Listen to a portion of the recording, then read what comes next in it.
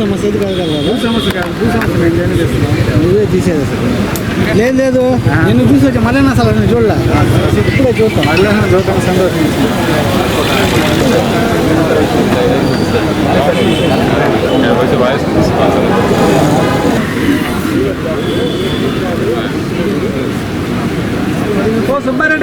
కొడలూరు మండలం నుంచి నా బుచ్చిరెడ్డిపాలెం వరకు ఆర్ఎన్బి రోడ్డు మాత్రం ఇటీవల పూర్తి చేశారు.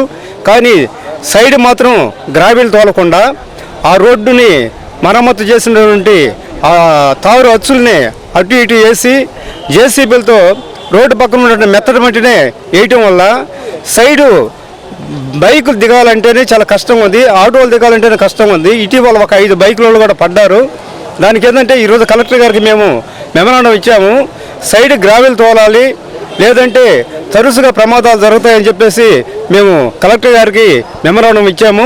ఈ కాంట్రాక్టులు ఇష్టం వచ్చినట్టు కోట్ల రూపాయలు మింగేస్తున్నారు సార్. ఎవరు పార్టికల్ డ్రా చేసుకుంటున్నారు.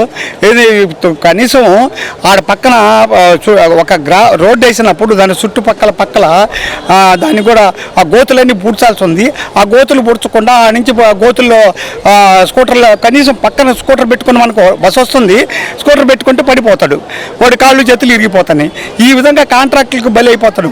అన్నీ కూడా ఆ గోతులు కూడా పూడ్చాలని కాంట్రాక్ట్లో ఉంది.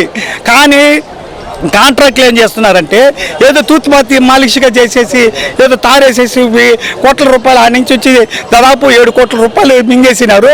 కానీ ఇది దుర్మార్గం సార్. ఈ కాంట్రాక్ట్ల మీద కూడా న్యాయ విచారణ జరిపించాలి. ఎంత ఖర్చు అయింది, ఎంత తేలాలా, వాళ్ళ మీద చర్య తీసుకోవాలా. ఏంది గోతులు పూడ్చుకుంటా కాంట్రాక్టులు ఏ విధంగా చేస్తారు? గోతులన్నీ పూడ్చాలి కదా. ఒక రోడ్డు అనేది సవ్యంగా ఉండాలి కదా. రోడ్డు అనేది ఎవడైనా పోతే సవ్యంగా ఉండాలి, పడకుండా చూడాలి, ప్రమాదాలు జరగకుండా చూడాలి, అన్నీ ఉండాలి. అన్నీ లేకుండా ఇష్టం వచ్చినట్టు గ్రావెలేసి తుత్మాలిష్గా చేసి మాకు ఆ ఎమ్మెల్యే తెలుసు, ఈ మినిస్టర్ తెలుసు అంటే కుదరదు. ప్రజలు కూడా చాలా చైతన్యంలో ఉన్నారు.